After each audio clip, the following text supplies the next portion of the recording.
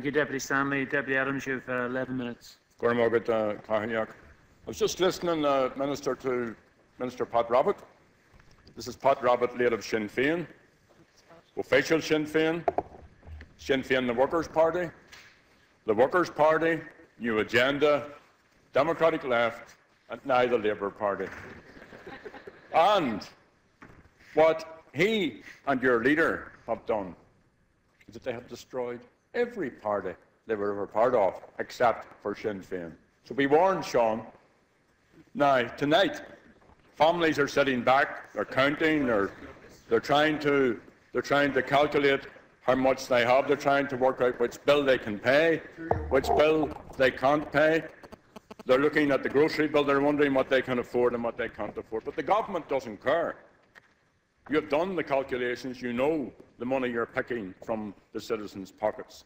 And despite the claim of the Taoiseach and the Taoiseach to be open, transparent and for accountable government, you don't want a proper debate on the despicable budget that you're bringing in. Now, when the people elected you last year, they did so because of the pledges and the promises that you made. And that's very, very clear, and the promises and pledges are very clear. You said you wouldn't give another red cent to the banks, and that's true. You give 20 billion euros to the banks. You said that you would protect child benefit. You said you would cut prescription charges. And Labour and Fine Gael said you would protect the elderly and the vulnerable and sort out the health service. You failed on all of these counts and more.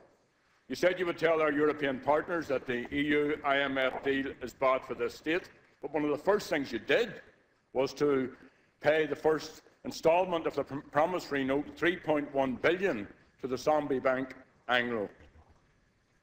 Citizens are shouldering this unsustainable bank debt, and you should not be asking them to do it.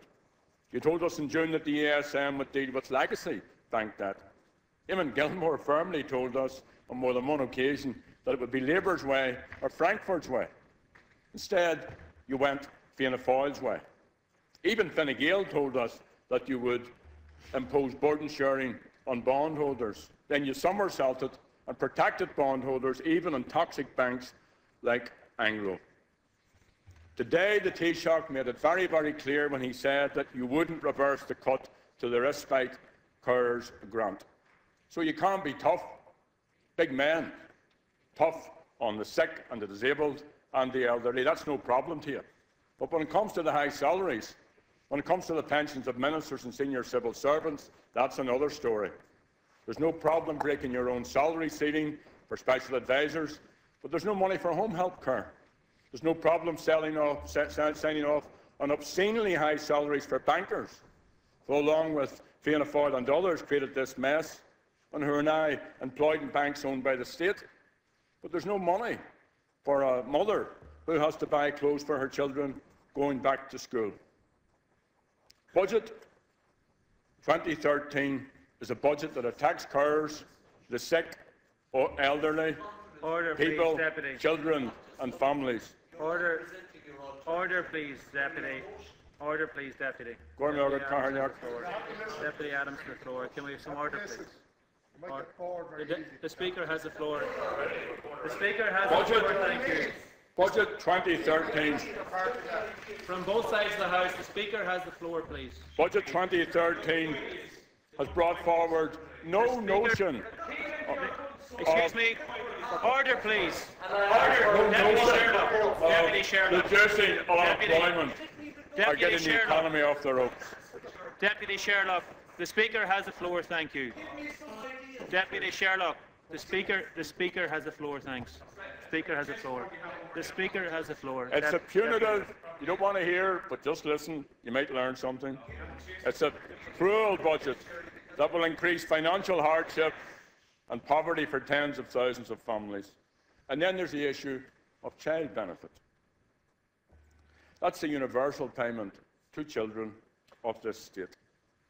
Now, the men and women of 1916, including the man who founded the Labour Party, and it's well said that when he went into the GPO, the Labour Party never came out again.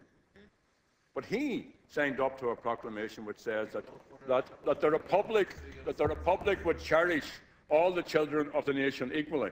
The democratic programme of the First Dáil was drafted by Thomas Johnson, another leader of the Labour Party. Éist Bámacha leabhar dul. It shall be the first duty of the government of the Republic to make provision for the physical, mental and spiritual well-being of the children, to secure that no child shall suffer hunger or cold from lack of food, clothing or shelter. That should be Labour's way. Patently, it isn't. Eamon Gilmore said that this issue of child benefit was a red line issue for Labour. You told the electorate, vote for Labour to protect child benefit. That's the mandate you were given. So you don't have a mandate. And this is the basis of a vote of no confidence in this government. You don't have a mandate for what you're doing. Labour promised to end political cronyism. Fine Gael promised to bring about a democratic revolution. And this is all while the Minister, James Riley, another millionaire minister, fixed the primary care list to include 2 locations from his own constituency, closes public nursing beds while engrossed in the business of the private nursing industry. What about Rory Quinn and his election pledge to students? That's the kind of stroke politics which the Fianna Fáil leadership were renowned for. And when former Labour Minister Roisin Shortall drew attention to the scandal around the health minister, the Labour leadership looked the other way. And then there's the big issue, if you don't mind me raising this, about the North. You know, the issue of the peace process, the need to fully implement the Good Friday Agreement. Most of the government's commentary on this has been reduced to hackles in the chamber as ministers and government TDs seek to distract attention away from the bad decisions and policies you are taking. The peace process, as we've seen just this week, is too important to be treated in this way.